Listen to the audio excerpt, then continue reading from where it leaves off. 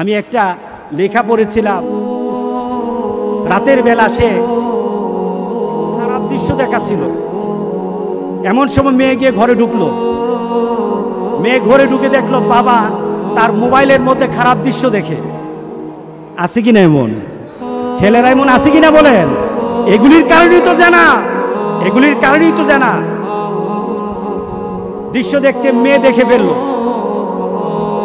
মেয়ে তখন বাবাকে বলল, বাবা তোমার লজ্জা লাগলো না? লজ্জা করে না? একটা শব্দ বলেছে, লজ্জা করে না বাবা, লজ্জা করে না বাবা। মেয়েটা ঘরে চলে গেল। সেই বাবা যন্ত্রণায় ভুগতে আরম্ভ করলো। আরে আমার মেয়ে দেখে ফেললো, আমার মেয়ে কি কথাটা বলেছে, লজ্জা করে না বাবা। মেয়েটা সহ্য করতে পারলো না। সে লোকটা অফিসে চলে গেল, অফিস করতেছে, কিন্তু আর ভালো লাগে না। মেয়েটা কি বলেছে, লজ্জা লাগে না বাবা। কিন্তু মেয়েটার যন্ত্রণায় সে হার্ট ফিল করলো। বাবার এই অবস্থা দেখে হার্ট ফিল করলো। মেয়েটা এরপরে মারা গেল। বাবা যখন বাড়িতে ফিরে আসলো, মেয়েটা বাবার মাথাটা নোয়া, লজ্জিত একটা মুখ। এখনই আমার মেয়ের সাথে দেখা হলে আমার কানে বাজতেছে, আমার মেয়ে আমাকে বলেছে লজ্জা লাগে না বাবা। আমি কিভাবে আমার মেয়ের সামনে যাব, আমি কিভাবে আমার মেয়ের সামনে যাব? এই চিন্তা যখন করতেছে, এমন সময় দরজা খোলার সাথে সাথে একটা চিৎকার শুনলো। স্ত্রী চিৎকার বলতেছে, আমার মেয়েটা মারা গেছে, আমার মেয়েটা মারা গেছে। বাবার কানে তখন বাজতেছিল রাতের কথা, লজ্জা লাগে না বাবা। তার দাফন হলো, তার জানাজার ব্যবস্থা হলো। দাফন করার সময় মেয়েটাকে যখন কবরের মধ্যে দাফন করে দেয়, কবরের মধ্যে রাখা অবস্থায় বাবা একটা চিৎকার করার কথা ছিল।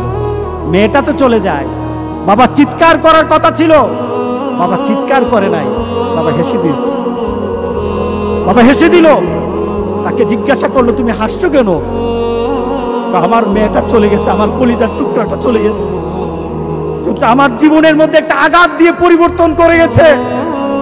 যেই নীতিতে আমি আমার চরিত্রকে নষ্ট করছি, আমার ঈমানকে নষ্ট করে দিতেছি, আমার মেয়েটা হারিয়ে ফেলেছি, কিন্তু আমি আমার আখিরাতকে বুঝে ফেলেছি, আমি আমার আখিরাতকে বুঝে ফেলেছি।